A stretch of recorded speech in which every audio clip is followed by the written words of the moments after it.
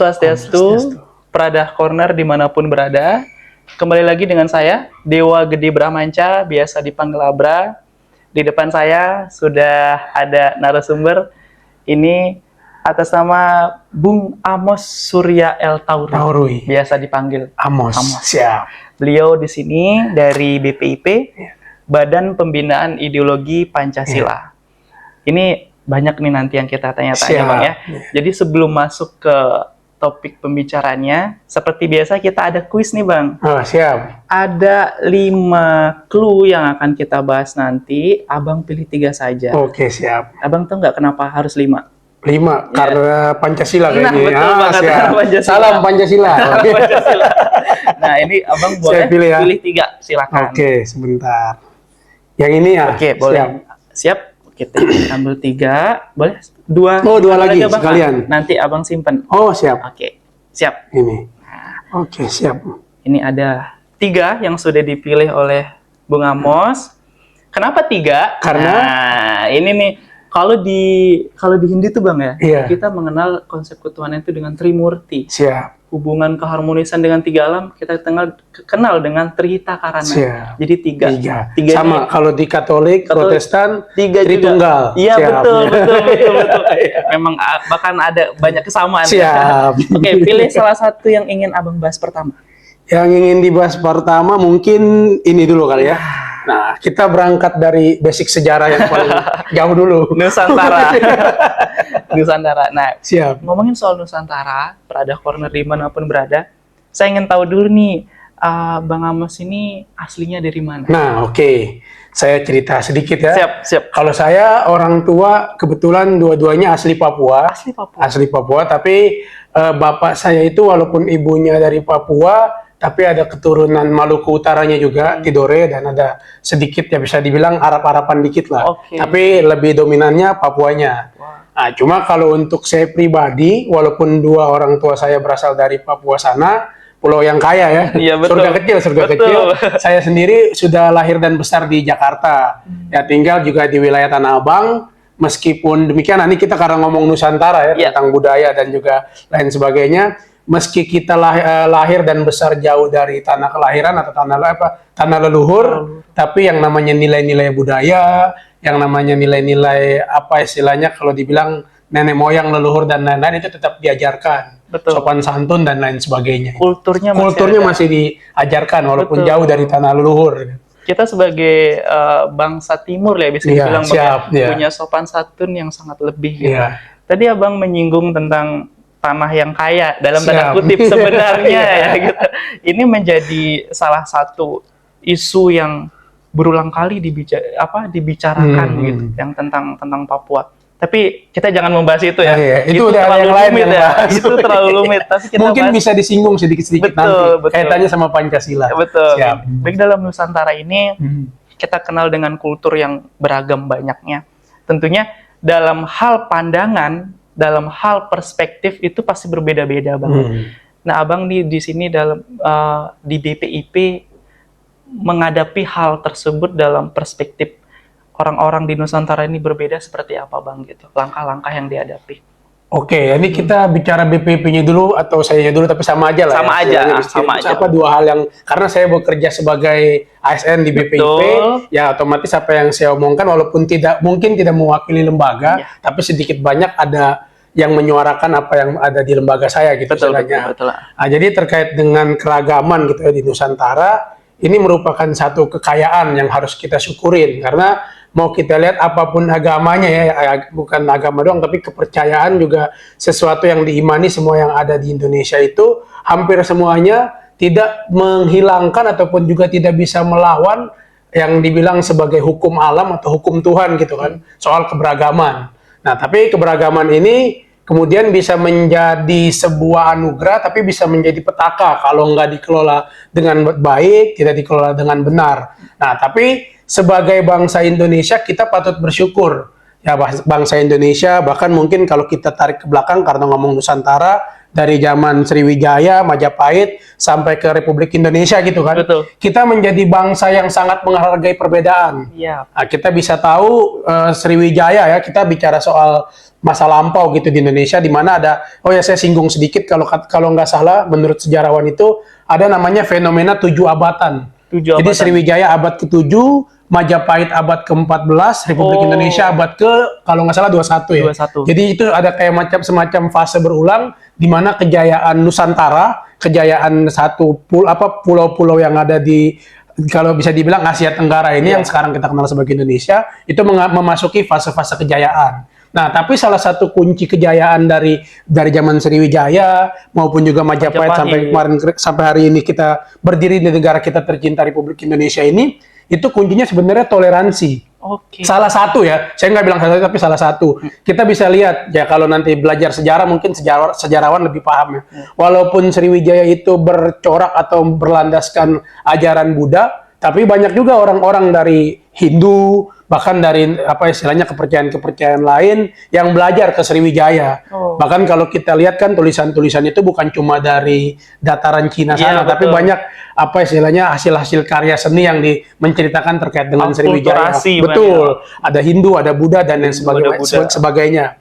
Nah, itu bicara soal toleransi. Nggak mungkin dong Sriwijaya terbuka untuk orang mau belajar agama ya. Waktu itu agama Buddha ya. Itu kalau dia nggak memiliki rasa toleransi yang tinggi. Nggak mungkin orang dari Cina sana bisa datang ke Sumatera ya. Sriwijaya kan di sekitaran Sumatera Selatan, Jambi dan sekitarnya itu kan.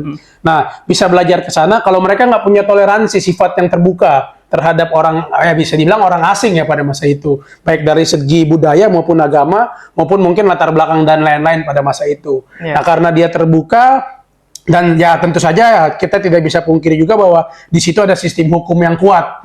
Makanya bisa membuat Sriwijaya itu menjadi negara yang maju pada abad ke-6, abad ke-7 itu. Nah, masuk lagi ke Majapahit. Nah, Majapahit ini lebih unik lagi. Karena ya, kalau saya nggak salah itu di Majapahit ya, Bhinneka Tunggal Ika, Tanhana Dharma Mangruwa itu kan istilah yang dikenal di Majapahit. Dan di Majapahit ini ada satu pencampuran, kalau saya salah mohon dikoreksi.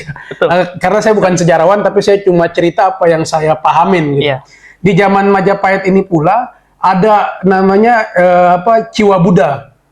Ya, bukan pencampuran, tapi kayak ya pencocokan, pendudukan bersama antara agama Hindu dan agama Buddha. Disebut sebagai Ciwa Buddha. Dan juga tadi istilah yang sampai sekarang kita pegang sebagai semboyan negara kita, Bhinneka Tunggal Ika, lahir di masa Majapahit. Nah, kita lihat lagi, nggak mungkin ada walaupun ada kata-kata Hana Dharma Mangruwa, tidak ada dharma atau tidak ada kebenaran yang mendua, tapi kan itu bicara soal prinsip masing-masing. Tapi dalam aspek sosial, dalam aspek berelasi dengan masyarakat pada masa itu, mungkin ya kita mengandai-andai ya, pasti mereka saling saling berbeda-beda. Ya, bertoleransi lah satu sama lain. Nah, demikian juga waktu masuk ke Indonesia. Nah, saya rasa kalau kita nanti ada kaitan dengan Pancasila. Kalau kita mau memaksakan ya mohon maaf ya, pada kita ngomong bulan Bung Karno, terus kemarin 1 Juni kita bicara soal hari lahir Pancasila. Saat Pancasila itu dicetuskan atau dilahirkan, bisa dibilang kan, walaupun Bung Karno mengatakan dia menggali, tapi kan tetap dia yang mengutarakan terkait konsep Pancasila itu pada 1 Juni 1945. Betul. Ya kan 79 tahun lalu ya kalau nggak salah ya, ya 79 tahun lalu lah kurang lebih. Itu beliau mengutarakan, pada saat beliau mengutarakan dan terjadi perdebatan dan diskusi di antara para pendiri bangsa kita, ya karena ini BPIP menarik nih, kita nggak pakai istilah kayak orang Barat, founding fathers gitu kan, kayak orang Amerika dan lain-lain, karena memang Indonesia ini sudah memberi ruang kepada kaum perempuan sejak dari awal pembentukannya. Ya 1928 ada, tapi kita singkat cerita di 1945 itu ada 2 orang perempuan. Semua gender ya ada di dalam situ. Makanya kita nggak bisa sebut lagi sebagai founding fathers, tapi para pendiri bangsa, founding parents lah. Istilah gitu. Jadi para pendiri bangsa kita ini dengan berbesar hati, dengan legowo, bahkan mohon maaf ya, dari yang dibilang sebagai mayoritas gitu, kan waktu itu pada saat sidang BPUPK ya, bukan BPPKI, kami di BPIP lagi menyusun naskah autentik yang meluruskan, jadi nama istilahnya itu bukan Badan Penyelidikan Usaha Kemerdekaan Indonesia, tapi BPUPK. Indonesia waktu itu belum ada, dan kalau kita lihat bahasa aslinya, itu belum dituliskan kata Indonesia gitu kan istilahnya, di dalam terjemahannya itu. Nah oke, singkat cerita, di dalam sidang BPUPK berjalan dan diskusi-diskusi dialektika antara para pendiri bangsa kita bisa merumuskan satu dasar negara. Ya kan, waktu itu kan dikatakan Dr. KRT Rajiman kan menanyakan di atas dasar negara apa Indonesia berdiri. Nah, dicetuskanlah oleh Bung Karno yang namanya Pancasila ini.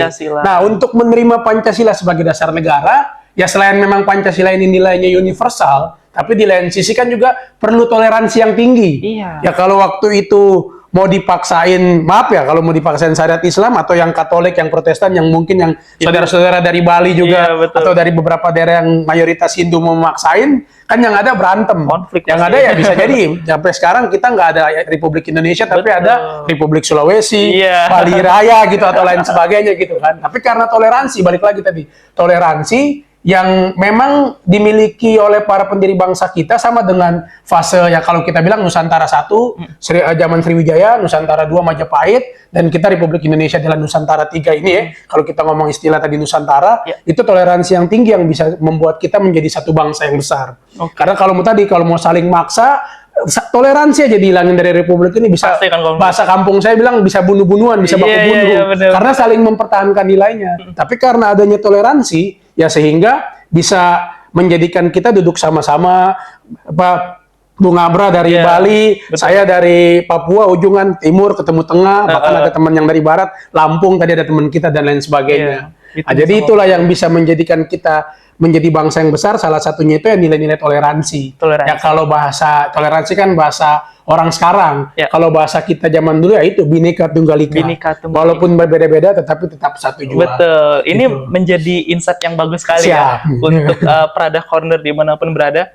Lagi dan lagi emang toleransi itu sangat penting sekali dalam kultur kita di Nusantara ini yang berbeda-beda. Apalagi tadi fase Nusantara ada 1, 2, 3. Itu. Di mana fase yang sekarang ini harus benar-benar, khususnya anak muda apalagi ya Bang ya, harus benar-benar mempertahankan. Gitu. Menjadi momentum gitu. Nah, sekarang balik lagi nih ngomongin Nusantara ini kan Jakarta. Kita lihat Jakarta ini yang heterogen.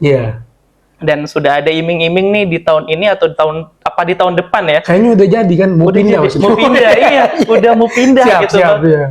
Mungkinkah Bang ya heterogen yang sudah terjalin sangat beragam di Jakarta ini kemudian dipindah di Nusantara, apalagi saya juga bingung ya, banyak sekali desas-desus itu tentang IKN. Boleh nggak Abang ceritain tentang IKN? Agak sensitif. Ya, agak sensitif memang, tapi kita anak muda perlu tahu gitu. Siap. Sebenarnya begini ya, saya kebetulan juga selain ASN juga istilahnya mengajar lah ya, dosen atau ya sebutan lainnya terserah lah. Maksudnya istilahnya saya juga mengampu untuk semester ini mata kuliah kewarganegaraan. Nah, sebenarnya bukan cuma semester ini, 3 semester terakhir itu mata kuliah kewarganegaraan saya pegang gitu lah. Kalau dulu saya itu PPKN. Kan PPKN. Sekarang kan Pancasila udah jadi sendiri. Nanti kita bahas tuh soal BPIP itu nanti. Boleh. Ya nanti. Jadi mata kuliah kewarganegaraan ini ada satu istilah yang namanya pembentukan identitas nasional. Identitas nasional. Jadi tadi kita ngomong soal kita bangsa yang heterogen, kita punya Pancasila sebagai dasar negara. Proses pada masa lampau itu kan nggak berhenti di situ. Setelah dasar negara ini jadi, kemudian ada beberapa istilahnya kedudukan Pancasila ya. Kalau kita pakai bahasa BPIP, kedudukan Pancasila itu ada di materi dasar. Itu saya sekalian promosi nggak apa-apa ya. Perban 2 tahun 2022 tentang materi dasar. Di situ ada kedudukan. Salah satunya itu sebagai dasar negara, juga sebagai ideologi negara, sumber dari segala sumber hukum. Tadi setelah dasar negara kita sudah ditentukan, kita akan berdiri di atas dasar negara apa. Ini nggak berhenti di sini. Nah, proses pembentukan identitas nasional ini kan harus terus berjalan. Bahkan kalau kita ngomong teori sendiri ya dari tahun 19, kalau menurut Prof. Tilaar ya, almarhum itu salah satu istilahnya Bapak Pendidikan Kewarganegaraan atau Civic lah ya, kalau bisa dibilang seperti itu. Jadi dari 1908 kan kebangkitan nasional. Terus 1928 kita mendeklarasikan diri sebagai satu bangsa Indonesia, satu tanah tumpah darah, menjunjung tinggi bahasa persatuan. Terus masuk ke 45, ini nggak berhenti di sini, nggak berhenti di Indonesia Merdeka. Habis itu kita nggak ngapa-ngapain. Tapi yang namanya identitas nasional itu perlu di-create. Di-create dalam artian ya mungkin kita dalam bentuk sederhana mengingat lagi bahwa kita satu bangsa yang sama. Ya kan, kita satu, walaupun ada yang dari berbagai macam suku dan bangsa, bangsa dan bahasa, tapi kita satu bangsa. bangsa Indonesia. Ini harus terus diperingati, harus terus diingetin, baik dari generasi tua ke generasi muda, generasi kita, saya sama Bung Abram mungkin nggak terlalu beda jauh ya, ke generasi seterusnya gitu kan. Betul. Harus terus di-create, harus terus diingatkan. Nah, salah satu contohnya yang mungkin kalau zaman kita sekolah dulu kan melalui upacara bendera. Ya, Nah, setiap dan ya Senin itu.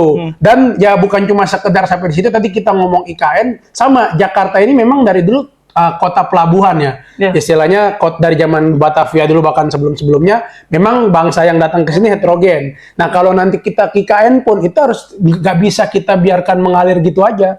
Kalaupun kita mau bikin kayak semacam pusat-pusat ibu kota negara ya. Ibu kota negara yang nanti di dalamnya berisi orang dari berbagai macam latar belakang suku, bangsa dan bahasa dan lain sebagainya, itu harus di-create. Betul. Nah, cara sederhananya apa ya? Saya kira saya bukan membela siapa-siapa, tapi maksudnya ini kita bicara secara logika aja. Ya saya kira ASN yang ada di pusat ini kan yang nanti rencananya katanya ya akan dipindahkan ke sana bertahap. Gitu kan, kalau menurut sependek pengetahuan saya bertahap nanti dipindahkan. Ini kan berasal dari berbagai macam latar belakang. Ya, kami di BPIP itu ada dari Sabang sampai Merauke, dari Rote sampai dari Rote sampai Miangas. Istilahnya kayak gitu lah. Bisa jadi heterogen tadi memang tidak muncul secara alami atau secara proses yang membutuhkan jangka panjang seperti di Jakarta, tapi memang di-create untuk ya kita bisa ada masyarakat atau bisa ada warga yang berasal dari berbagai macam latar belakang atau dikenal sebagai heterogen tadi. Nah, saya kira ini bukan hal yang sulit ya kalau misalkan itu ada niatan dari pemerintah memang mau menciptakan pusat-pusat pemerintahan baru di Kalimantan Timur sana. Dan saya lihat, ini saya cerita pengalaman kecil ya, dari saya kecil sampai besar. Kemarin minggu lalu saya terakhir pulang ke Papua. Tapi dalam rangka tugas gitu kan. Ke sana saya lihat, jadi yang daerah yang mohon maaf ya, yang dulu mungkin cuma kita orang Papua dan transmigran dari Jawa, ya sekarang sudah mulai banyak orang yang datang ke sana. Ya mungkin tadi yang saya singgung karena surga kecil yang jatuh ke bumi ya kan. Terus tanah yang kaya menarik minat dari saudara-saudara kita dari pulau lain gitu kan. Tapi di lain sisi ya, saya kira itu sebuah keniscayaan ya, kita sebagai satu bangsa yang besar, nggak mungkin kita menutup diri. Melindungi dalam artian istilahnya affirmative action ya, memberikan kesempatan kepada warga lokal untuk berkarya lebih di tanah airnya atau di tanah leluhurnya, itu wajib. Karena kan negara kita bukan negara yang model model Amerika atau Australia. Suku aslinya digerus, Indian dibunuh ya kan. Mohon maaf ya kalau kita ngomong sejarah. Dihilangin, aborigin pun sama di Australia. Tapi kita ya yang namanya warga lokal atau yang namanya penduduk lokal ya, native ya kalau bahasa kerennya gitu kan, itu tetap dilindungi. Itu menjadi identitas nasional kita juga, identitas nasional dalam segi kedaerahan, yang kemudian menjadi puncak-puncak identitas nasional, menjadi satu bangsa yang namanya Indonesia. Yang nanti ya ini kita punya ibu kota baru di IKN Nusantara. Namanya Nusantara lagi nih. Ya. Itu kan kemarin tuh ada vote tentang logo ya. Nah, itu saya sempat ikut tuh awal-awal saya kuliah. Emang bener ini kayak apa ibu kota bakalan dipindah. Tapi dari banyaknya isu, dari banyak isu yang terpampang di media sosial gitu, saya sih mikirnya ya agar Indonesia kalau bisa lebih baik, oke gitu. Tidak apa-apa. Apalagi yang saya lihat kan seperti Amerika Serikat, mereka punya New York dan Washington gitu, ada ibu kota dan ibu tentang ibu kota bisnisnya, dagang, ibu kota dagangnya mereka ada, biar tidak terpusat di satu kota saja gitu. Itu salah satu sisi positifnya kan, kita sebagai anak muda harus positive thinking ya. Jangan, ya boleh saja kita mengkaji lebih kritis, tapi asalkan itu lebih baik untuk Indonesia itu sendiri. Not tadi dari Bung Amos adalah tentang identitas ya. Di BPIP selalu menekankan tentang identitas kan begitu berarti bukan, maksudnya identitas nasional itu sebagai upaya kita bersama gitu kan, untuk terus membentuk. Nah itu agar emang sekarang tuh lagi krisis Bang ya, lagi krisis identitas. Tersinggungan tadi, toleransi bener. Krisis identitas bangsa, bahkan di daerah-daerah ini, mohon maaf ya, bahkan di Bali sendiri, orang yang sudah keluar dari Bali tidak bisa berbahasa Bali. Itu kan bisa dibilang itu bahasa ibu ya. Itu salah satu bentuk dari krisis identitas yang kita alami gitu. Tapi lagi dan lagi ini menjadi warning kita sebagai generasi muda harus bisa tadi identitas dulu, kita lihat dulu identitas kita dari mana, mempertahankan itu, kemudian open minded ya, moderasi beragamanya, tentang toleransi harus ditekankan lagi agar ya harus ada Nusantara selanjutnya Siap, ini, jangan ya. stuck sampai di sini Kebangkitan, gitu. ya kan? Kebangkitan gitu ya. Apalagi di bulan Juni ini adalah bulan tadi proklamator kita ya. Tidak ada lagi dengan kalimat founding father, tapi founding parents. Founding parents. Karena ada 2 orang perempuan di sidang BPK. Kuat hari ini ya. Tapi ini mungkin sedikit ya tadi. Silakan. Bulan Juni ini kan dibilang sebagai bulan Bung Karno. Iya, betul. Bahkan kalau kita mau tarik ini, mohon maaf ya, saya Soekarnois, bisa ditanya ke teman-teman yang pernah ketemu sama saya. Tapi kalau kita mau tarik, ini saya kemarin sempat saya tulis di medsos saya. Kalau kita mau tarik lebih tinggi lagi, sebenarnya bulan Juni ini bulan Republik.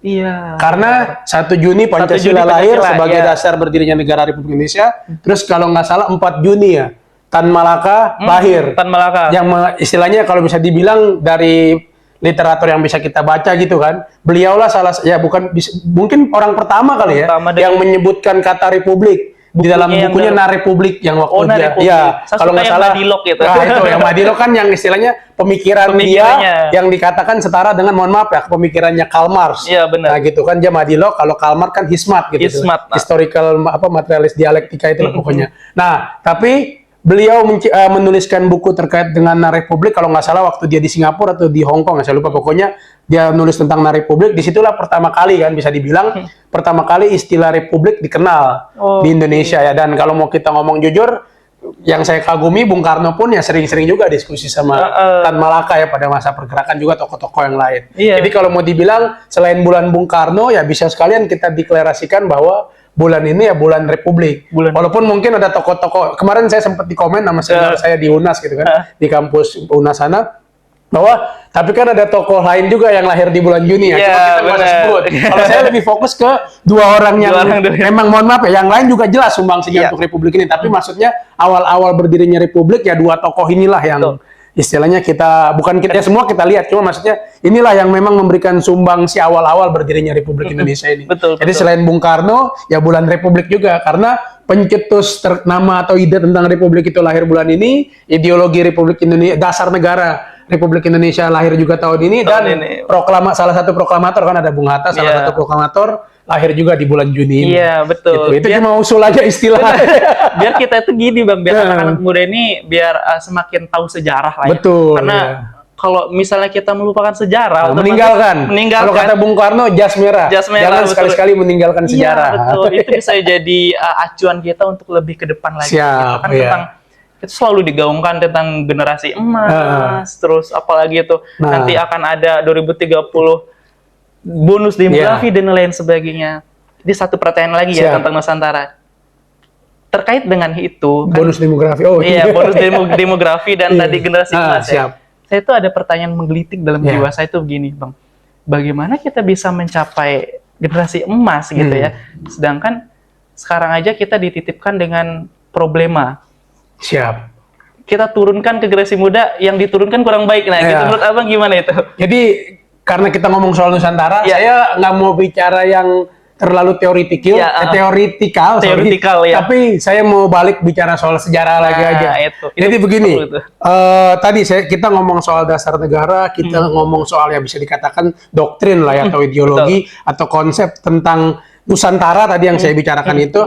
Kalau kita mau balik lagi tadi, setelah Sriwijaya runtuh, ini kan ya Sriwijaya mengawali, ya kan. Setelah Sriwijaya runtuh, ini kerajaan-kerajaan pecahan dari dari Sriwijaya ini kan istilahnya semua berupaya untuk membangun kembali kejayaan gitu satu pulau dari bahkan kalau Republik Indonesia yang sekarang kan istilahnya bukan wilayah utuh Sriwijaya yang dulu, tapi Madagaskar kan, menurut catatan sejarah ya, kita bicara dari sejarah. Nah, setelah Sriwijaya runtuh, ini ada kayak semacam nilai ataupun juga kalau bisa dibilang ideologi lah ya, yang dijaga sama kerajaan-kerajaan itu waktu itu untuk mengupayakan bagaimana caranya kita bikin, kalau dulu istilahnya mandala ya, bikin satu mandala yang besar, atau kalau zaman yang misalnya di film-film perang dibilangnya kekaisaran besar yang kira-kira yang mirip sama Sriwijaya. Nah, kalau saya agak minim catatan sejarah, tapi dari sependek pemahaman saya, yang memulai ataupun juga mengupayakan untuk mengarahkan ke sana, walaupun ini kita bukan bilang Majapahitnya dulu. Sebelum Majapahit ada yang namanya Singosari. Karena kan pendiri Majapahit itu mantunya siapa Raja Kartanegara benar ya? Kartanegara, ya. Dari Singosari kan? Iya, Singosari awalnya. Nah, di zaman Singosari ini ada tadi kita ngomong soal Indonesia Emas 2045. Betul. Ada yang Raja Singosari, nanti saya takut salah sebut jadi saya bilang Raja Singosari, yang memang apa istilahnya mempunyai satu doktrin atau satu ideologi yang mengupayakan bahwa ya semua kerajaan-kerajaan itu harus takluk di bawah kekuasaan atau di bawah mandalanya Singosari. Makanya dibikinlah sama dia ekspedisi Pamalayu. Diberangkatin kan pasukan-pasukan perang yang unggul ke Sumatera. Nah, jadi setelah apa istilahnya ada serangan dari pokoknya ada kudeta atau apa nanti bisa dicek di buku sejarah, saya singkat aja. Nah, Singosari ini runtuh tapi nilai-nilai yang tadi dibilang sebagai bisa dikatakan doktrin ya, doktrin Nusantara nih yang sebelumnya mungkin dikenal dengan istilah Dwi Pantara ya. Dwi Pantara kalau saya nggak salah itu ini tetap dijaga oleh anaknya si Raja Singosari tadi. Yang namanya kalau nggak salah Ratu Gayatri. Ya, mungkin nanti bisa searching ya, teman-teman nanti searching ya. Kalau saya salah, Iya. sejarawan, mohon maaf, saya bukan sejarawan, tapi saya berupaya untuk mengenal identitas kita. Jadi not juga. Jadi not, biar bisa dikoreksi lagi kan. dikoreksi. Kalau saya salah, mohon maaf, saya udah disclaimer ya. Jadi setelah ideologi ataupun juga konsep soal penyatuan pulau-pulau atau wilayah yang ada di Nusantara ini dibawa oleh yang namanya Ratu Gayatri, ini ditularkan sampai menginspirasi seorang pemuda yang namanya Gajah Mada. Oke. Ya, waktu itu akhirnya menjadi jadi perdana menteri lah ya, kalau saya jadi pati ya. Jadi pati. Akhirnya lahirlah Sumpah Palapa. Tujuannya apa? Menyatukan Nusantara. Itu bukan nyatuin, bukan sembarang nyatuin. Tapi ada misi di dalam itu. Misi apa ya? Misi untuk menaikkan kerajaan apa istilahnya? Ya kalau kita ngomong konteks hari ini mungkin menuju Indonesia Emas. Gitu. Itu misinya. Makanya ketika dia jalanin misi, dia jalanin visinya dia tahu visinya dia. Ketika ada yang ngelawan atau ada yang ngetawain dan lain sebagainya kan dibunuh. Waktu dia Sumpah Palapa kalau kita baca lihat sejarahnya itu kan dibunuh kan karena kenapa? Ya menghina ideologi, menghina dasar. Ya hari ini pun sebenarnya kalau siapapun yang menghina ideologi, menghina dasar mungkin nggak menghina secara verbal ya, tapi menghina secara kelakuan, misalnya korupsi, harusnya dibunuh juga kan? Karena menghina itu kita ngomong konteks sejarah ya. Betul. Kita ngomong masa itu. Nah, ketika Sumpah Palapa disebutkan, terus ada upaya untuk menjemput kejayaan dinasti pada masa itu Majapahit ya, kerajaan Majapahit, itu bisa dicapai. Nah, karena ada apa? Ada nilai yang dijaga. Ada nilai yang diturunkan, mulai dari Sriwijaya, ada upaya di Singosari mungkin kan untuk menyatukan Nusantara, nilai ini diteruskan sampai ke Majapahit berdiri, dan kemudian menjadi kerajaan yang besar juga, bahkan kan Mongol diakal-akalin kan sama Raden Wijaya ya, kalau nggak salah pada saat itu, karena singkat cerita. Nah, pada saat dari Majapahit ini pun selesai Majapahit, mau masuk ke Republik Indonesia, itu 3,5 abad sebelumnya, ada tokoh-tokoh salah satunya Sultan Agung, yang mencoba membawa nilai itu untuk meneruskan ataupun juga menjaga api kejayaan pada masa lampau. Ya mungkin kalau di pidato Pancasila 1 Juni, nanti bisa dilihat ya, disinggung sama Bung Karno, pada saat Sultan Agung itu pun tidak bisa dikatakan sebagai nation state, karena cuma sebagian. Tapi yang disinggung Bung Karno, yang tadi saya bilang Nusantara 1-3, itu Sriwijaya, Majapahit, baru Republik Indonesia. Nah, ada nilai yang dijaga sebagai dasar, kalau bahasa sekarang, bahasa kerennya, dasar pembangunan kita. Nah, inilah yang harus kita pahamin dulu. Nah, inilah yang benar-benar dijaga sama pendiri bangsa kita. Di atas dasar apa negara Indonesia mau dibangun? Kalau nggak punya dasar, kita jadi negara yang labil. Iya, betul. Ya kan? Nah, jadi labil ya, mau dibangun kemanapun berantem. Kutip omongan Presiden Jokowi kan, kalau kita dasar negaranya berbeda-beda, ideologinya beda-beda, gimana mau ngebangun? Soalnya beragam ini lebih sensitif, ya, betul, sensitif banget. High tension ya, istilahnya gitu ya. Tensinya lebih tinggi daripada yang orang yang homogen gitu kan. Nah, tadi harus dijaga. Nah, ngomong terkait dengan Indonesia Emas 2045, ini hanya jadi omong kosong kalau kita nggak persiapin dari hari ini. Bahkan mohon maaf, kalau kita ngomong kita baru mau buru-buru siapin hari ini, sebenarnya terlambat. Cuma untuk menuju Indonesia Emas tadi nggak ada kata terlambat. Karena kita menjemput kejayaan bangsa kita. Lah masa mau sih kita tiap tahun dari tahun ke tahun yang kita kirim, mohon maaf ya, yang kita bukan merendahkan, mohon maaf, tapi yang kita kirimkan hanya tenaga terampil. Kan kalau kita bisa ngirim ahli kan lebih mantap. Ya bisa bahasa kasarnya ekspansi lah kita. Ekspansi ahli. Inggris mau bikin antibiotik bergantung sama ahli dari Indonesia. Ya kan, mana lagi Amerika mau naik ke atas istilahnya luar angkasa, astronotnya bergantung sama Indonesia dan lain sebagainya. Nah, ini harus dipersiapkan. Untuk mempersiapkan ini ya sebenarnya kita punya satu dasar negara yang kalau bisa dibilang dulu udah teruji ya. Saya bisa bilang katakan bisa teruji karena kenapa? Bisa teruji walaupun pada akhirnya kita bukan mandul tapi gagal karena ada satu dan lain hal, gejolak politik. Iya. Saya nggak mau masuk ke situ lah. Itu urusan yang lain aja. Saya agak sensitif juga itu. Iya, benar. Tapi ketika kita punya dasar negara yang namanya Pancasila ini, terus dari pemikiran para pendiri bangsa kita, terutama Bung Karno dan teman-teman pada masa itu, Bung Hatta, terus ada juga Pak Dokter siapa saya lupa lagi nih, integralistic state. Iya. Ya, Dr. Supomo, sorry. Dr. Supomo, Tiga itu orang. ya tiga. Maksudnya kan yang orang yang berpikir terkait, ya semua berpikir, Iya. tapi istilahnya mereka yang mencoba mengkonsepkan soal Pancasila dan juga turunan-turunannya ini, ya kan, dan juga tokoh-tokoh lain pada masa itu, ya kalau Bung Hatta kan ekonomi, integralistic state itu Pak Supomo, Iya. dan Bung Karno mungkin secara holistik gitu atau secara menyeluruh dipikir, dan juga ada tokoh-tokoh lain yang berpikir terkait itu, ini coba untuk dikembangkan. Makanya Bung Karno mengeluarkan konsep yang namanya Trisakti, ya kan, Ya. Trisakti yang tadi kita singgung, bukan Ya, kampus. bukan kampus, ya. Trisakti di sini maksudnya adalah konsep pemikiran Bung Karno, yaitu berdaulat dalam bidang politik, Oke. berdikari dalam bidang ekonomi, berkepribadian dalam kebudayaan, sosial kebudayaan kita. Oke. Nah ini kan yang sekarang sebenarnya kalau bisa kita bilang ini luntur. Nah untuk menuju Indonesia 2045 sebenarnya ini harus dibalikin lagi. Iya. Kita harus punya kedaulatan politik. Ya mungkin mohon maaf bukan memuji kembali lagi, tapi apa yang dilakukan Pak Jokowi kemarin-kemarin itu merebut, mengupayakan untuk mengambil alih saham Freeport. Ya. Terus kemarin kita Hari Lahir Pancasila di Duma ya, mencoba untuk mengambil, bukan mencoba tapi udah berhasil mengambil alih 100% blok rokan di Riau, di Dumai Riau sana kan, Dumai dan beberapa. Itu sebenarnya merupakan satu upaya yang dilakukan untuk bagaimana kita bisa memiliki kemandirian dalam bidang ekonomi. Nah, kemandirian ini kemudian bisa kita jadikan modal, ya kalau kita punya uang sendiri, kita punya apa-apa sendiri, kan nggak mungkin kita didikte-dikte. Iya. Akhirnya bisa berdaulat. Nah, dengan kemandirian dan rasa daulat ini, ya kita bisa jadi bangga. Sebagai satu bangsa, otomatis ya kepribadian kita nggak, mohon maaf ya, saya juga suka nonton Korea, Iya. dan lain-lain, kita suka nonton. Cuma maksudnya kan kalau lihat hari ini, mohon maaf ya, saya agak sedih ketika lihat ondel-ondel ditunjukin di jalan, Iya. apa angklung di pinggir lampu merah, tapi musik-musik barat itu bisa di dalam gedung. Itu kan Betul. sebenarnya pukulan buat kita sebagai sebuah bangsa yang katanya dulu pernah besar, maaf ya, agak Iya. emosional kalau kayak gini. Nah, jadi itu untuk menyongsong Indonesia Emas 2045 ini harus dipersiapkan benar-benar, dimulai dari tadi, meluruskan semua konsep-konsep yang diwariskan dan juga mengembangkan. Setelah meluruskan dan mengembangkan, barulah kita bisa bicara lebih panjang kali lebar. Betul. Nah, sekarang kita ambil contoh. Kalau Pancasila ini tidak, nah ini kita nanti baru masuk Pancasila, Iya, tapi nanti kita singgung bahas dikit. Oke, siap. Nilai-nilai Pancasila ini tidak dijalankan secara konsisten gitu kalau bahasa zaman dulu kan gitu kan. Dan tidak diaktualisasikan dengan benar-benar, kalau bahasa BPP aktualisasikan kan. Diaktualisasikan dengan benar, Indonesia Emas 2045 itu omong kosong. Salah satu contohnya apa? Ya pendidikan. Ya. Ya kan? Ya kalau pendidikan mahal, mana unsur keadilan sosial Bapak, unsur kemanusiaan yang adil Nggak dan ada. beradab?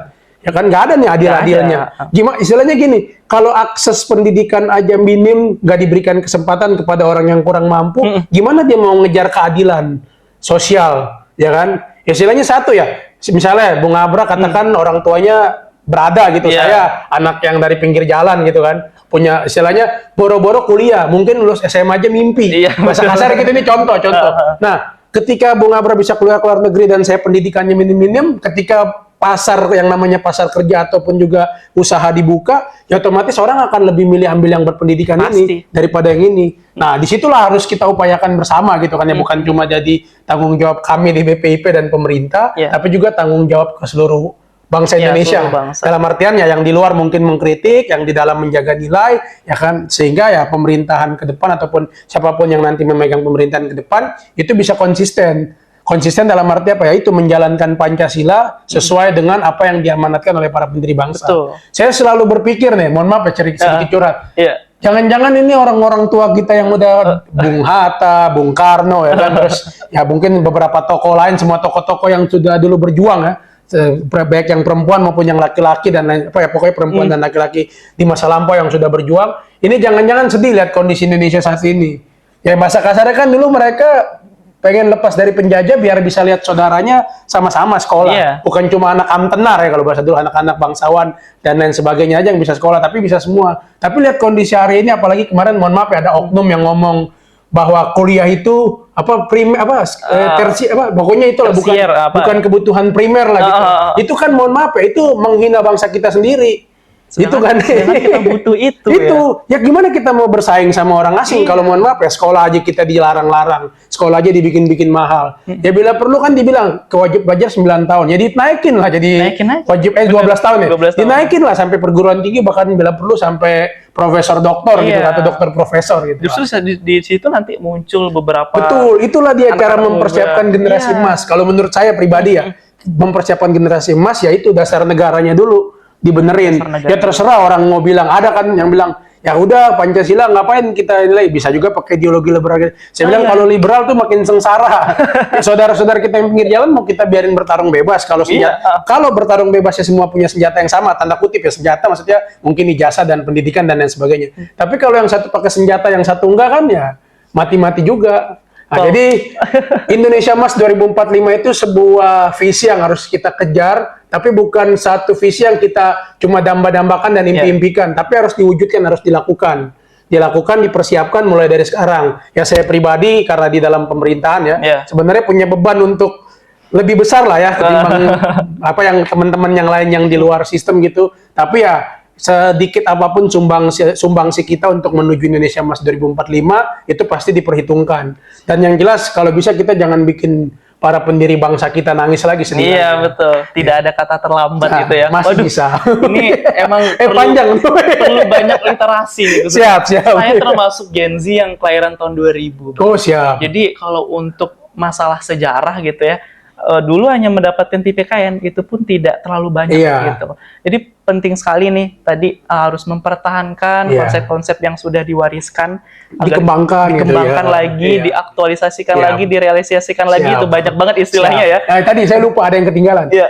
Pancasila sebagai dasar negara itu sudah teruji. Konsep Trisakti itu sudah teruji. Dengan apa? Waktu kalau kita pernah nonton dulu film apa Surat dari Praha ya. Ini saya nggak nyinggung siapa-siapa ya. Terserah lah mau dipikir apa, tapi ini fakta sejarah. Itu kan zaman Bung Karno dulu kan mahasiswa Ikatan Dinas, Mahit.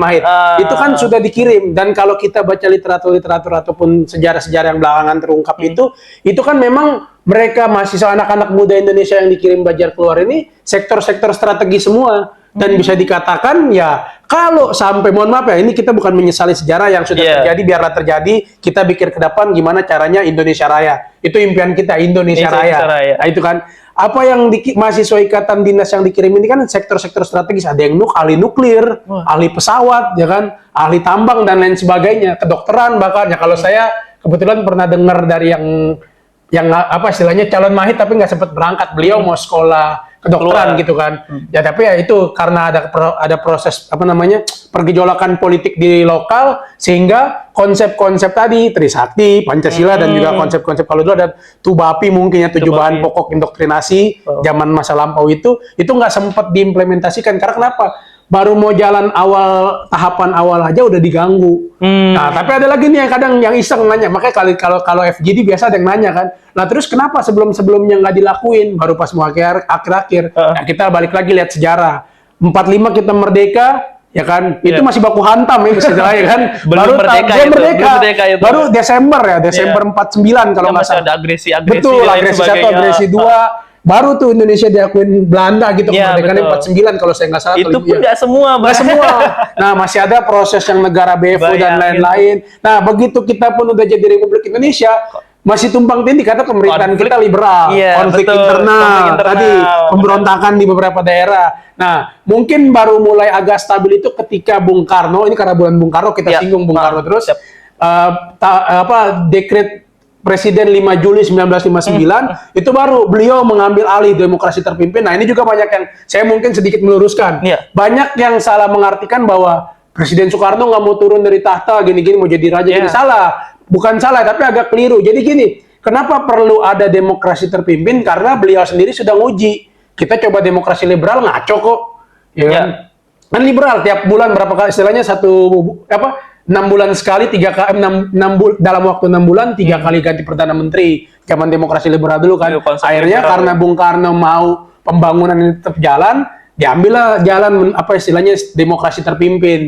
Terpimpinnya ini dipimpin oleh apa? Ya mungkin kalau secara sosok Bung Karno, tapi lebih daripada itu ya dipimpin oleh dasar negara kita. oleh pemikiran-pemikiran para beliau-beliau ini yang memang sudah dituangkan kalau saya nggak salah satu dokumen itu di dalam Tubapi. Nah, inilah setelah 59 baru tuh mulai ekspansi. Bahkan saya tahun 2000 saya lupa 17 atau 16 saya pernah ikut acara persahabatan Indonesia Rusia. Ya. Itu ada namanya Universitas saya lupa kebangsaan atau apa di Rusia itu universitas ini berdiri berdasarkan ide dari Bung Karno. Waktu itu kan teman baik sama Khrushchev kan. Ya, kalau nggak salah ya Niki sama Niki ya. Berteman baik itu berdiri. Nah, sampai hari ini yang namanya universitas yang tadi saya sebutin itu jadi rumah atau jadi tempat kuliah bagi istilahnya mahasiswa-mahasiswa dari seluruh dunia. Dan sampai hari ini salah satu rektornya atau wakil rektornya waktu itu datang kan di pusat kebudayaan Rusia itu mengakui bahwa ya adanya universitas ini harusnya semua anak yang kuliah di sini berterima kasih sama Bung Karno. Karena ini salah satu upaya tadi kita ngomong Indonesia emas, kita ngomong Indonesia Raya dan lain segala macam, kedaulatan energi dan lain segala macam itu cuma jadi omong kosong, cuma jadi mimpi. Kalau pendidikan masih mahal, orang miskin nggak bisa sakit, nggak bisa sekolah kayak gitu. Ini dulu harus dibenerin. Bener. Itu sedikit aja tadi. Itu ya. Ini juga insight buat saya juga ya. Ini melihat fakta sejarah yang tadi disampaikan itu menjadi pemantik. Siap. Ya. Seharusnya itu bisa dikembangkan lagi ya untuk stakeholder yang lain itu bisa bekerja sama agar anak muda sekarang perlu itu, perlu sejarah, perlu mengetahui sejarah. Bahkan yang baik buruk apapun itu harus disampaikan. Kita terima sebagai fakta sejarah yang pernah kita alami untuk perbaikan ke depan, ya. Bukan untuk dendam-dendaman. Benar. Yang salah, yang buruk kita jadikan evaluasi di sekarang, yang baik kita teruskan lagi. Wow, Nusantara saja udah sampai sana ya. Ini ada 2 lagi nih. Siap. Rada Corner. Mungkin langsung saja ya. Langsung saja kita sepaket ini. Sepaket. Pancasila dan gotong royong. Saya melihat ini tadi sudah banyak disinggung ya tentang ideologi kita, negara kita Pancasila gitu. Dari SD, SMP tadi saya juga sudah ngobrol ya dengan Bang Amos. SD, SMP, SMA bahkan sampai kuliah kita hanya dididik dengan menghafal ujian. Tapi dalam hal implementasi harus keluar dulu nih. Betul. Ya, harus keluar dulu nih gitu. Nah, ngomongin Pancasila kan ada 5 sila. Siap. Ini hal dasar aja sih, karena saya juga pengen tahu gitu. Sila pertama, 2, 3, 4, 5, semuanya relevan Bang. Siap. Semuanya saling berkaitan. Ya. Bisa nggak itu dijelaskan Bang? Saya mungkin ini saya sekalian promosi dulu ya. Ini ada bukunya dari BPIP, karena saya dari BPIP saya sekalian promosi. Cuma satu saja. Ini ya nantilah bisa. Pidato Soekarno 1 Juni 1945. Lahirnya Pancasila di sidang BPUPK yang disusun oleh Direktorat Pengkajian Materi dari BPIP. Nah, jadi kita tadi ngomong Pancasila ya. Jadi sebenarnya kan kalau kita ngomong Pancasila itu nggak bisa kita ya pasti ngomongnya Pancasila 1 Juni. Karena kenapa? Ya meminjam istilah dari mantan deputi kami dulu di BPIP, namanya Profesor Aji Samekto. Mohon maaf Prof Aji, saya mention di guru besar hukum di Undip, Universitas Diponegoro. Itu beliau mengatakan bahwa ya original intent dari Pancasila itu adanya di Pancasila 1 Juni. Aslinya istilahnya asal muasal sebab azab musul gitu pokoknya asal muasalnya itu adanya di Pancasila 1 Juni. Karena kalau mau dibilang di Pancasila 1 Juni inilah nilai-nilai yang menjadi dasar perjuangan para pendiri bangsa kita tercantum. Maksudnya kalau kemudian nanti hari ini kita lihat ada perumusan, yang ini kita bukan mendikotomi rumusan Pancasila yang 1 Juni atau yang 18 Agustus atau lain sebagainya, tapi ini satu tarikan napas. Jadi saya jelasin sedikit, per tahun 2016 itu melalui Kepres 24 tahun 2016 tentang Hari Lahir Pancasila, itu mulai kembali diperingati Hari Lahir Pancasila tiap 1 Juni kemarin awal bulan ini kan, bulan Juni ini. Itu diperingati dan di salah satu poin konsiderannya itu disebutkan bahwa 1 Juni, 22 Juni, dan 18 Agustus itu satu tarikan nafas yang tidak bisa dipisahkan. Jadi ketika kita lihat tadi hafalin 5 sila, yang penting hafal Pancasila. 5 yang sekarang ada ketuhanan, kemanusiaan, persatuan, terus musyawarah atau demokrasi, yang terakhir itu keadilan sosial. Ini nggak bisa dipisahkan dari yang namanya Pancasila 1 Juni. Walaupun memang kalau kita lihat rumusannya, ini saya baca ya, mohon maaf biar nggak salah. Ini kalau Pancasila 1 Juni yang ada di sila pertama itu, kalau sederhana ya kebangsaan, sederhananya dikatakan sebagai nasionalisme, nasionalisme yang Bung Karno kalau kenal di pidato di PBB kan. Yang kedua itu internasionalisme, ya kan? Internasionalisme. Atau bicara soal kemanusiaan lah, yang sebagai nilai universal. Yang ketiga demokrasi, atau kalau dalam bahasa lokal kita disebut sebagai mufakat, musyawarah mufakat. Yeah. Gitu kan. Nah, yang terakhir itu, keempat kesejahteraan sosial, ya kan. Dan yang kelima ini ketuhanan. Oh. Nah, jadi banyak orang salah arti ya, mohon maaf ya, beberapa tahun lalu juga mungkin ada polemik terkait dengan ketuhanan, dibilang di bawah dan lain sebagainya. Yeah. Sebenarnya ini bukan bicara terkait dengan mana yang utama dan mana yang belakangan, enggak, semua ini saling Semuanya satu kesatuan. Bahkan nanti kalau ada dapat buku ini bisa baca ya. Bisa cari ya nanti ya. Bisa dicari atau minta kalau punya teman di Iya, GP, betul. jangan ke saya. Ke saya juga nggak apa-apa. Maksudnya itu. Jadi saat istilahnya kelima sila ini tidak berdiri secara sendiri-sendiri atau terpisah. Ini 5 sila yang harus dilakukan 5-5-nya ini. Dari kalau sekarang ya, dari ketuhanan sampai keadilan. Karena kalau cuma satu saja dilakukan, yang lainnya tidak, jomplang. Nah, iya, Ya kan? betul. Kita contoh lah, kita katakan kita jadi orang yang bertuhan benar-benar, ya kan? Tapi kita nggak punya sila kemanusiaan. Mohon maaf ya, kita melakukan ibadah kita sesuka hati kita, tanpa melihat saudara kita. Mohon maaf ya, ini saya mohon maaf banget, saya takut salah bicara nih. Katakan mungkin ada di satu tradisi agama yang tidak boleh makan hewan A, saya nggak sebutin hewan, hewan A. Tapi tanpa kita sadari, tanpa kita punya rasa kemanusiaan, rasa persaudaraan yang tinggi atau toleransi tadi saya bilang itu, kita makan sembarangan di depan saudara kita yang mohon maaf ya, mungkin dalam ajaran mereka hewan ini haram atau bahkan nggak usah haram lah, disucikan. Iya, itu kan sama aja kita menghina saudara kita. Ya kalau memang kita pengen makan ya mungkin sembunyi-sembunyi. Betul. Ya kan, sama, bukan cuma di satu agama saja, tapi semua agama. Ya istilahnya ketika kita hanya berfokus pada ngomong soal Tuhan saja, ini Tuhan kita ngomong Tuhan saja, kita nggak mikirin kemanusiaan, hubungan antara manusia, itu ya kita nggak bisa jadi satu bangsa yang besar, berantem. Karena saling tersinggung, mungkin yang itu di lain sisi juga nggak bisa saling menghormati. Nah, konsep ketuhanan atau ketuhanan yang ada di dalam Pancasila ini bukan bicara terkait hubungan manusia dengan Tuhan. Hubungan manusia dengan Tuhan diatur agama masing-masing. Tapi di dalam Pancasila ini lebih ke relasi lintas agama, lintas kepercayaan. Bagaimana saya mungkin seorang Kristen menghargai Bung Bram, Abra yang dari Hindu, ada teman kita yang dari Muslim, yang dari Buddha, yang dari Konghucu, dan aliran-aliran kepercayaan Sunda Wiwitan, Parmalim, dan lain sebagainya. Kita bisa saling menghargai sesama satu bangsa, bisa bekerja sama, bisa bergotong royong untuk membangun bangsa ini. Ya kalau kita mau keras-kerasan atau kita mau egois-egoisan, gue orang Kristen, nggak mau gue kerja sama orang orang Buddha, nggak mau gue kerja sama orang ini haram gini, nggak bisa kayak begitu. Jadi istilah gotong royong itu yang menjadi inti dari Pancasila atau menjadi kalau kata Bung Karno rumus intisari dari Pancasila itu harus bisa diterapkan termasuk dalam lintas agama. Kita bisa kerja sama-sama membangun negeri ini kalau kita punya rasa toleransi, satu. Yang kedua, bisa saling gotong royong lintas agama. Bukan cuma sama kelompoknya. Sama, kemanusiaan yang adil dan beradab. Coba kita cuma tekanin rasa kemanusiaan. Yaudah, yang penting gue bantu dia. Ya kan? Gue bantu. Hasilnya kan orang ini jadi males. Dia nggak mau bertarung, dia nggak mau berjuang. Gimana biar dia bisa hidup, bisa bertarung ya? Selain kita bantu, kita berdayakan juga. Karena kenapa? Kita memiliki rasa persatuan. Lo bagian dari gua. Kalau gue cuma ajar lo jadi malas, ya lo susah, besok gua nggak ada, belum tentu lo bisa hidup. Tapi kalau lo gue jadiin bagian dari gua, apa yang gue punya, coba gue berikan ke lo sesuai porsi yang gue sanggup, lo gue berdayain, sama-sama bisa hidup. Nah, demikian juga musyawarah dan lain sebagainya. Jadi, coba dilihat, di negeri ini sebenarnya permasalahan-permasalahan yang ada terjadi karena 5 sila ini nggak dilakukan secara bersamaan. Banyak ada yang bilangnya, mohon maaf ya, inilah memang yang paling tinggi. Betul, memang kalau kita ngutip Bung Hatta, sila ketuhanan ini yang memberikan cahaya kepada sila-sila lainnya. Nah, karena itu dalam konteks Bung Hatta mengatakan bahwa Pancasila ini kayak tadi kita ngomong di rumusan 1 Juni itu kan nasionalisme nomor 1. Karena kenapa? Bung Karno sadar betul. Kita ini bangsa yang baru merdeka walaupun ada Sumpah Pemuda 28 Oktober, tapi kita masih punya perbedaan yang banyak.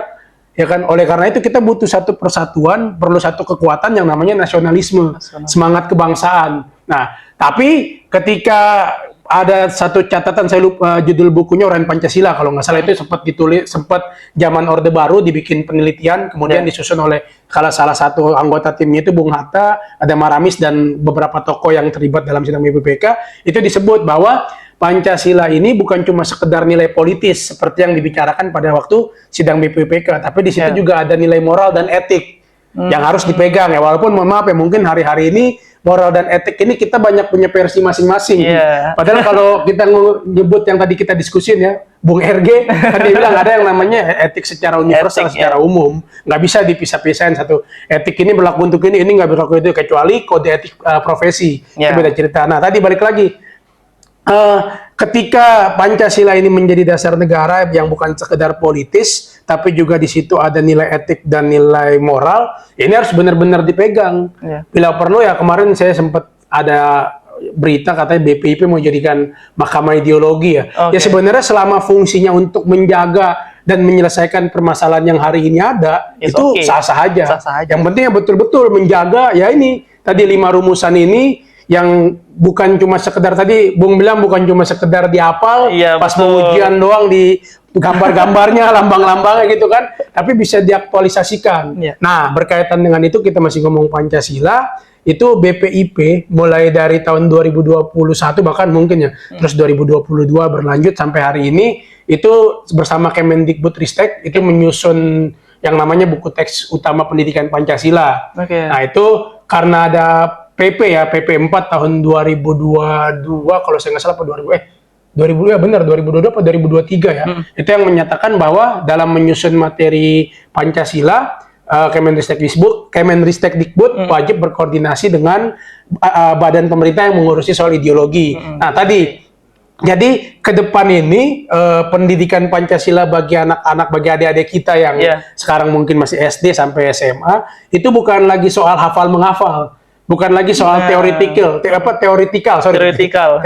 aja, tapi juga praktek. Karena komposisinya itu kalau saya nggak salah ya, 70% itu lebih ke apa namanya ya, praktek lah ya, praktek sehari-hari, baru nanti 25%-nya itu yang, atau 30%-nya itu yang kognitif, pengetahuan itu. Jadi ya itu. Nah, jadi kita balik lagi nih sekalian promosi lembaga ya. Nah, balik lagi. Siapa lagi yang mau bisa join? Aman, siap. Jadi siapapun apa istilahnya, 5 sila ini 5 sila yang satu kesatuan. Cuma mohon maaf ya, hari-hari ini saya lihat ya tadi kebanyakan ya kita nggak bisa sebut lembaga atau ini ya, tapi oknum lah ya, kita bilang sebagai oknum. Ini terlalu menekankan yang satu sehingga melupakan yang lain, ya kan? Terlalu mempraktekkan yang misalnya mohon maaf ya, mungkin sila pertama sehingga lupa sama sila-sila lainnya. Nah, makanya sampai sekarang kita masih ada banyak pergejolakan kan. Terlalu menekankan sila ketiga ini pun dengan sudut pandang yang terlalu sempit. Mohon maaf ya, saya harus bilang sempit karena nanti kita bahas juga nih. Sehingga melupakan sila-sila lainnya. Bahkan salah satu Dewan Pengarah di BPIP sudah almarhum Buya Shafi'i Ma'arif. Kita nggak ada yang orang semua rata-rata tahu lah ya tentang Buya Shafi'i itu siapa. Beliau waktu beberapa kali kami kayak semacam FGD bahkan pertemuan-pertemuan itu, beliau selalu menyinggung begini, sila kelima ini selalu menjadi sila yang yatim piatu. Keadilan itu. Ya, karena selalu disepelekan, ya mohon maaf ya, orang bicara soal maaf banget, NKRI harga mati, orang bicara soal kebebasan beragama dan lain sebagainya, orang bicara soal HAM dan lain sebagainya, tapi lupa bahwa ada satu hal yang perlu dicapai kan, bahkan kalau bahasa undang-undang kan mencapai keadilan sosial kan, bagi seluruh rakyat. Nah ini yang sering dilupain. Nah, kalau mau Indonesia berjalan dengan baik, ya mungkin ya namanya bernegara kan nggak mungkin semuanya baik, tapi setidaknya stabil lah. Dan menuju tadi yang kita bahas di Nusantara, menuju Indonesia Emas 2045, ini 5 sila ini ya dilakukan semuanya secara konsisten lah dan saling bersamaan, bukan dipecah-pecah satu sila dengan sila lain. Itu. Ini emang bagus sekali ya. Siap. Selain menjadi insight baru, catatan, kemudian warning juga untuk generasi muda. Yang harus penting warningnya tadi. Warningnya tadi gitu. Kita masih mau panjang nggak? Mau Indonesia Raya nggak? Harus ada Nusantara selanjutnya gitu. Karena kita sering sekali gitu ya Bang. Menurut saya juga begitu. Sering menghafal dan yang lain sebagainya. Karena dari 5 ini benar harus sama-sama diimplementasikan. Tidak ada yang nomor 1, tidak ada yang nomor 2 gitu. Harus semuanya gitu. Ini menjadi note juga untuk kita semua. Soal Pancasila tadi juga sudah disampaikan panjang kali lebar ya. Saya harap penonton Prada Corner bisa mencatat karena di sini saya pun bengong gitu ya mendengarkan penjelasan dari Bung Amos. No. Tapi ini saya baru Iya, kali ini iya. mendapatkan tentang pengalaman sejarah tadi disampaikan kemudian gitu. Dan ini satu pertanyaan lagi tentang BPIP. Selain yang tadi disampaikan bekerja sama dengan Kemendikbudristek membuat suatu buku.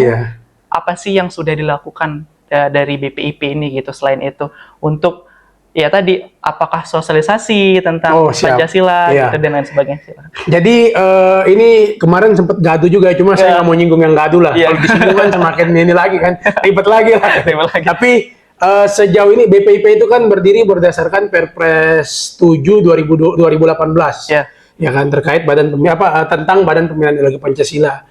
Jadi kalau ditanyakan apa yang sudah dilakukan BPIP selama ini, di BPIP sendiri itu ya kalau yang sependek pengetahuan saya di dalam itu dan menurut saya ini program yang sangat bagus, sangat baik, dan kalau menurut saya siapapun presidennya ini harus terus dijalankan. Bukan karena saya orang BPIP, tapi karena saya tahulah seluk-beluknya. Tadi kita ngomong 2045, ini harus dipersiapkan dari sekarang. Nah, program apa itu? Yang pertama itu Paskibraka. Paskibraka itu kan Perpres 51 tahun 2022 kalau saya nggak salah, itu Paskibraka sekarang di bawah BPIP. Kan kalau dulu di Kemenpora kalau nggak salah ya. Betul. Sekarang di bawah BPIP, di bawah pembinaan BPIP, bukan cuma sekedar berpindah lembaga, tapi juga mau dibuat semacam pola pembinaan yang berkelanjutan. Nah, itu nanti saya jelasin panjang lebarnya. Nah, yang kedua itu tadi saya bilang buku teks utama pendidikan Pancasila. Nah, kita sudah bicara soal pola manajemen pembinaannya, otomatis kita butuh kontennya dong untuk melakukan pembinaan. Nah, melakukan pembinaannya dengan buku teks utama ini. Tadi yang saya bilang ya mungkin yang kita tulis atau yang kita susun ya ini buatan manusia lah ya, bukan kitab suci yang sudah final atau sudah sempurna, masih perlu banyak penyempurnaan, tapi setidaknya BPIP dengan Kemendikbudristek, terus juga BPIP dengan kalau Paskibra itu kaitannya sama Kemendagri ya, karena kita nggak punya badan atau punya lembaga yang ada di daerah, kita menggunakan perpanjangan tangan dari Kesbangpol yang ada di daerah. Kesbangpol itu kan di bawah Dirjen Polpum, Kemendagri kan. Nah, jadi kita mencoba melakukan dua program ini secara benar gitu, secara baik dan tepat. Ya persoalan ada kekurangan mungkin. Kita kan bukan dewa kan, semua kan bukan Tuhan. Ya kita semua manusia. Ya tapi sudah dimulainya dua program ini menurut ini pendapat pribadi ya, bukan karena saya orang BPIP, tapi memang saya melihat bahwa dua program ini sangat baik. Ya kan, sangat baik dalam artian tadi kita ngomong pola Indonesia 2045 ini harus dipersiapin. Salah satu dipersiapkannya dengan apa ya, ini dua program ini. Saya cerita sedikit ya. Paskibraka mungkin ya, ini saya nggak tahu karena saya juga baru ya, saya dulu Paskibraka Paskibra tapi nggak sampai di tingkat provinsi. Saya kecamatan. Sama. Saya juga sampai kecamatan Tanah Abang ya. SMP 70 itu kan SMP dulu. Ya kan SMP 70. Nah, nggak sampai di itu, tapi ketika saya mencoba untuk baca Perpres 5, terus ada Perban BPP nomor 3 kalau saya nggak salah itu ya, tentang juknis pelaksanaan Perpres ini kan. Itu dilihat bahwa ada satu pola pembinaan yang baik, bukan cukup baik, saya bilang sangat baik ya. Karena kenapa? Kan Paskibraka ini ada dari sekarang 38 provinsi nih kita kan. Dari 38 provinsi. Ya kan? Itu kita masih hitung yang di tingkat pusat. Jadi di dalam Perpres itu kan bukan tingkat nasional lagi istilahnya, tapi ada tingkat pusat, tingkat provinsi, dan kabupaten kota. Gitulah penjenjangannya kan. Nah, ini tiga ini dilakukan proses pembinaan oleh BPIP, tentu saja bukan BPIP sendiri, dengan ada Garnisun, ada tadi Kesbangpol, polisi dan lain sebagainya. Dilakukan pembinaan yang bukan cuma sekedar, jadi gini, kalau saya ngutip Wakil Kepala BPIP, Ibu Dr. Ima Agristina, beliau mengatakan bahwa tugas Paskibraka itu nggak berhenti sampai di ngibarin bendera. Nah, kalau dulu kan cuma 17-an, sekarang 17 Agustus sama 1 Juni, Hari Lahir Pancasila, jadi ada upacaranya. Nggak berhenti di 17 Agustus sama 1 Juni, tapi masih berlanjut. Berlanjut dalam artian apa? Nah, inilah yang menjadi kader-kader pemimpin masa depan bangsa.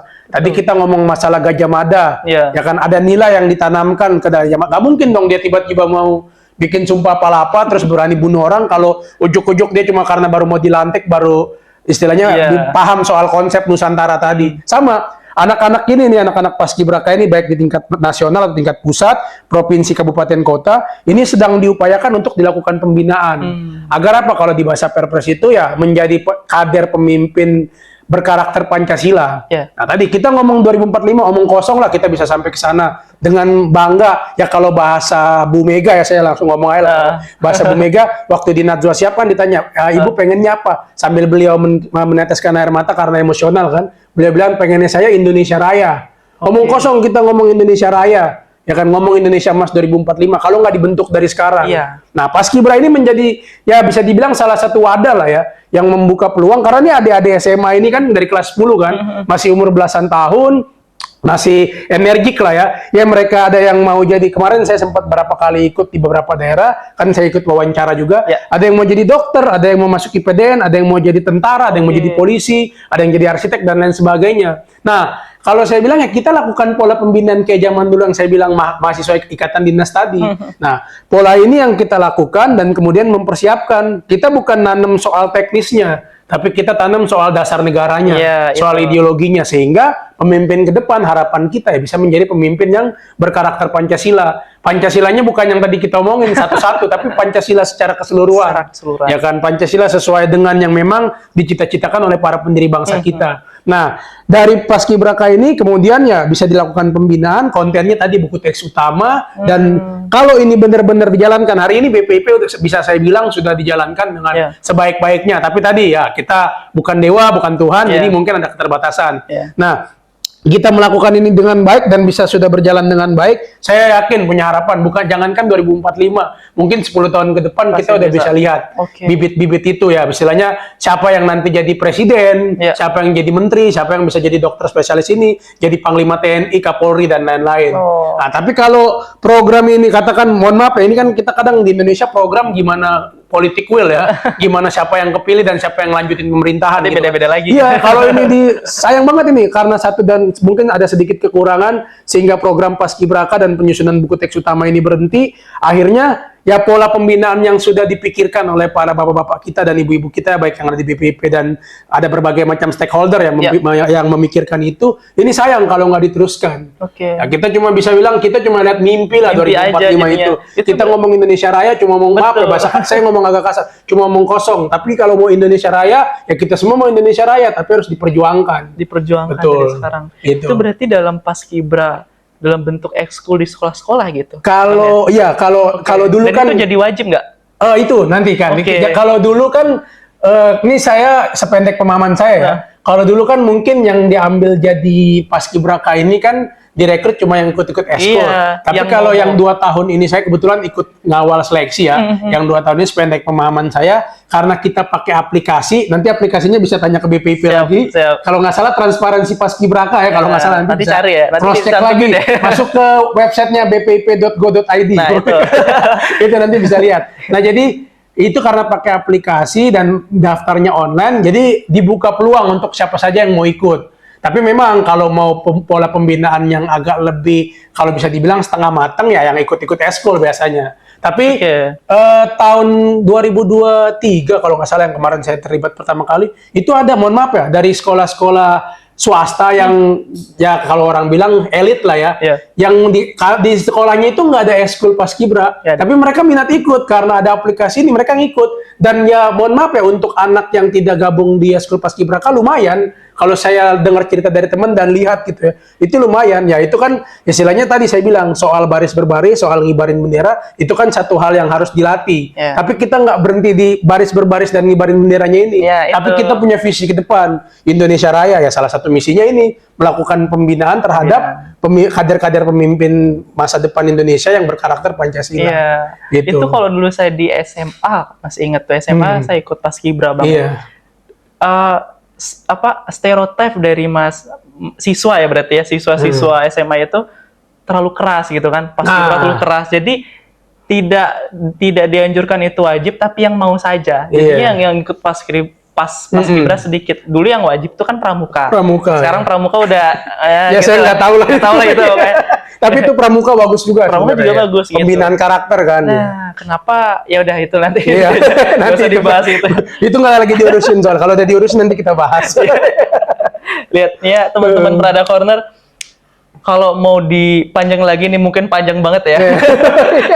Banyak banget insight yang kita dapat dari gotong royong, Pancasila, Nusantara, semua menjadi kajian yang relevan sekali untuk saya harap teman-teman semua bisa mencatat. Dan bagi yang mau login BPIP silakan. Dan tadi ya, tolong mungkin bukunya tadi boleh. Oh iya, boleh. Ini kayaknya ada di bukunya website sih ya. Ada di website ya. Iya, Pidato Soekarno 1 Juli 1945, lahirnya Pancasila, Tuh. Badan Pembinaan Ideologi Pancasila. Kalau ada e-booknya kan kami. Iya, karena bisa sekarang langsung. tuh banyak yang pakai Iya, gadget. e-book ada, E-booknya ada. masuk aja ke BPIP, nanti BPIP. ada buku-buku, itu ada banyak buku, ada buku Lambang Negara Garuda Pancasila, Yep. ada beberapa buku, termasuk tadi yang saya bilang materi dasar Pembinaan Ideologi Pancasila, peraturan BPIP nomor 2 tahun 2022, ada semua di situ. Semua sudah ada. Silakan nanti dikunjungin ya. Jadi teman-teman itu udah banyak insight yang kita dapat. Mungkin sampai di sini saja, Bang. Oke, siap. Sampai di sini saja. Karena ini masalah waktu. Oke, nanti Oke. teman-teman bisa searching, tadi bukunya sudah disampaikan. Dan satu lagi menjadi catatan tadi, toleransi. Iya. Terus konsep-konsep yang sudah Mm-mm. founding apa jadi Di istilahnya? founding parents. Founding parent dari orang-orang kita dulu, Iya. pendahulu kita dulu harus kita lestarikan sampai Iya. sekarang, kita aktualisasikan Iya. gitu. Dan sekali lagi jas merah ya, Jangan sekali meninggalkan sejarah. Intinya Mungkin itu. saya sedikit ya. Siap, satu lagi silakan. Garisan tadi kita ngomong Nusantara, ngomong Pancasila sama gotong gotong royong. royong. Ini satu tarikan yang sama. Tadi Ya. bukan tanpa alasan Bung Karno ngomong jangan sekali-sekali meninggalkan sejarah. Ya, karena saya lupa kalau dalam bahasa Sunda itu apa, tapi kurang lebih gini, orang yang meninggalkan identitas atau sejarah masa lalunya atau sejarah peradabannya dia itu nggak lebih mulia dari bangkai musang. Ini saya kalau kutip dari apa yang dikatakan oleh salah satu senior saya gitu kan. Tapi bahasa Sundanya saya takut salah sebut. Jadi bahasa Indonesianya kurang lebih begitu. Langsung artinya aja. Itu langsung artinya. Jadi kita punya sejarah hebat di masa lalu. Kita punya Sriwijaya, kita punya Majapahit. Kita bukan mau hidup di masa lalu, tapi kita mau menghidupi masa depan dengan apa? Ya, masa lalu ini kita jadikan satu kebanggaan untuk mendobrak masa depan yang lebih baik. Pemantik lah Betul. istilahnya. Dan cita-cita kita bukan cuma sekedar, mohon maaf ya, kalau kata orang-orang kan ekonomi besar dunia 20-30 besar. Enggak.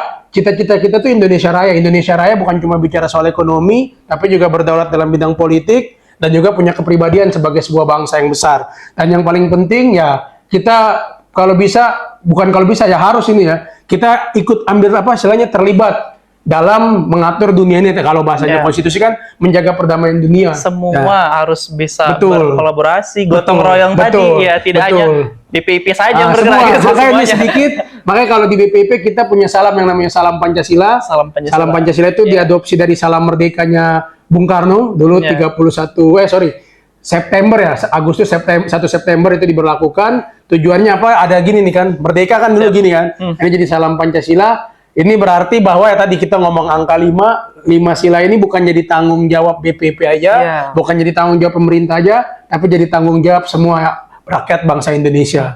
Itu aja mungkin closing statement. Terima kasih. Siap. Bung Amos sudah sudah meluangkan waktunya. Siap. Tapi kita akhiri dengan salam Pancasila. Siap, ya. salam Pancasila. Salam Pancasila. Salam Pancasila. Parada Corner dimanapun berada. Saya akhiri dengan Om Santi Santi Om. Santi Om. Oke.